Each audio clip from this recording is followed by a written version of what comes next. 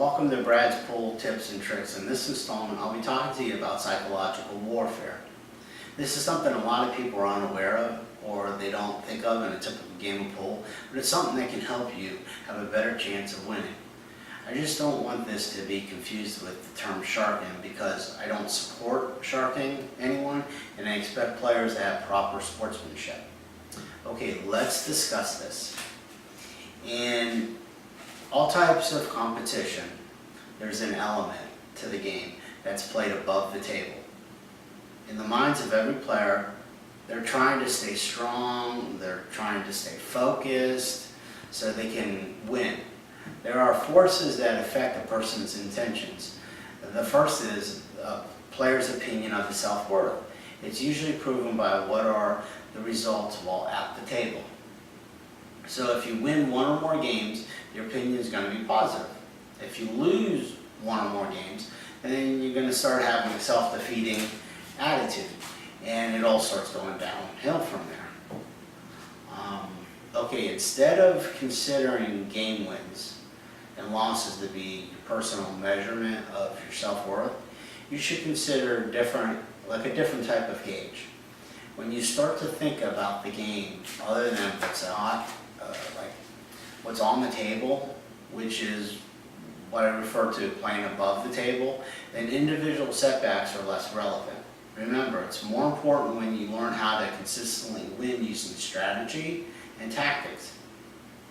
If you've ever played the game of pool, you know it's a game that's played turn by turn. Each player starts with the layout left by his opponent. So when you consider shooting a defensive shot and give your opponent the table that you decide he can have, then the game changes into a command and control situation. When you allow him to shoot, then you're in control. You decide from where on the table he starts. The power you have over your opponent depends on you. So there is something that you need to consider when it comes to this. How well can you control the cue ball and other balls on the table? So if you know how well you can do this, then you can figure out what his weaknesses and his strengths are, and then you can tailor what his shot choices are going to be. To get started with psychological warfare, you need to put serious effort into warning your opponent. Okay? Just like all players, every person can only play so many shots in one session before the game starts to disintegrate.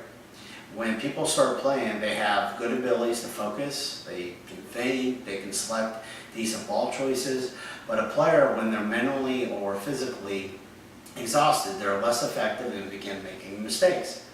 You can see what I'm talking about in yourself. After a certain point of playing, after so many shots, you start getting careless. For example, if you play for several hours and then face a fresh opponent that is your skill level, he would probably end up burying you. Okay, consider a decent opponent who's just physically out of shape. After less than 100 shots, he probably starts getting tired, his back starts hurting, he ends up not concentrating so well. It's like his whole body is interfering with his ability to analyze the table. Every player only has so much brain energy they can put into a single playing session. A person has so much energy when they come to the table, and it varies with different individuals. So some have more, some have less, but you have to use yourself as a personal comparison against players at your own skill level. So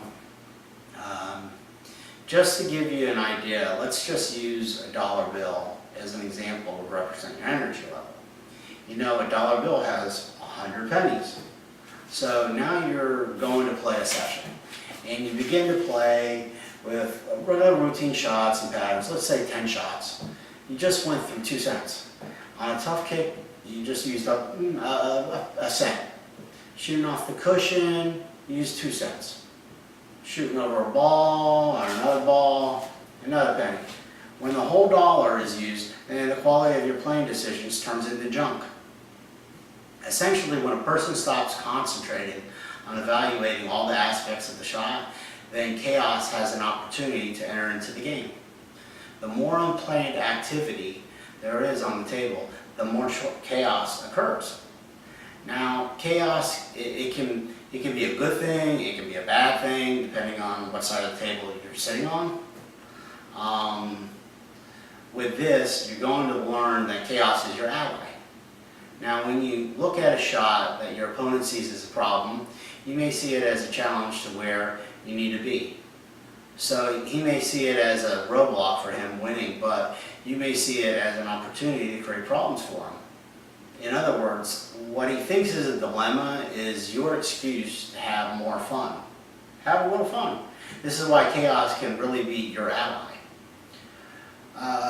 Okay, here are a few pointers that I thought of. First, see what skills and abilities your opponent has, and know what he's comfortable with, what he's not comfortable with. Secondly, you need to figure out what his personality type is. And thirdly, what kind of emotional state is he in? Lastly, observe, does he make good playing decisions? And against all of this, you need to compare yourself. Ask yourself a few questions, like how much control do you have over the cue ball? Can you play a shot and predict where the ball will go? Are you able to recognize small and big opportunities? Are you able to make effective offensive and also defensive decisions? You really have to think about this type of stuff and make decisions based on realistic evaluation of yourself and your opponent. Without this, you're playing guessing games and making decisions based strictly on fantasy. Okay, to highlight, if you're going to play at the highest level, psychological warfare, you need to play with intentions. All defensive shot selections must include a consideration and its effect on your opponent. You need to observe his reactions immediately after executing a defensive shot. There may only be a little effect shot, like on each shot, but over time you should be able to see how he emotionally responds to his efforts. If you can create a constant series of problems throughout the match, do what you can to change his psychological resolve. But mid-match, you need to be able to see some effect. You should be able to see some effects from all this stuff. When you're able to connect all these denials, you should see that his enthusiasm level begins to go down. His slot shot selection becomes less carefully considered, and he becomes careless and impatient while figuring out shots. I want to make sure that you don't fall apart, along with your opponent. So I figured out some things to remember. First, make sure you sit down as much as possible during your match. Second, make sure you do most of your table evaluation while you're sitting. Third, do things with deliberation. So that means take your time and do it right. And finally, remember, this is supposed to be fun. So take pleasure in solving and creating chaos for your opponent. Okay, I want to take a little time to elaborate on something. The psychological warfare that I explained, it doesn't work very well with a player who's at or near the professional level. For the most part, he's already experienced every emotion probably hundreds of times, if not more. Although there are some players at or near that level that it does work, and it works real well. But I do have to say, like everything else that you're exposed to on a regular basis, you have to become immune to the effects. Also, the psychological warfare effects are wasted on a player of a lesser skill level. This is because simple tactics of offense, and when available, and defense when you need to, work just fine. If you want to experiment with this new information, with those that are at or a little better than you are, just to see what you can do. It takes about a year of practicing experience before this way of thinking becomes a routine part of your game. But don't be afraid to test yourself and test everything out and just consider it a learning opportunity.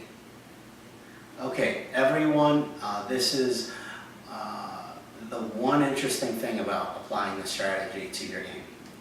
Rarely is your opponent aware of your efforts to cause chaos and then inflict wear and tear to his abilities to play good. Most of the time, his poor situations get blamed on accidents or even bad luck.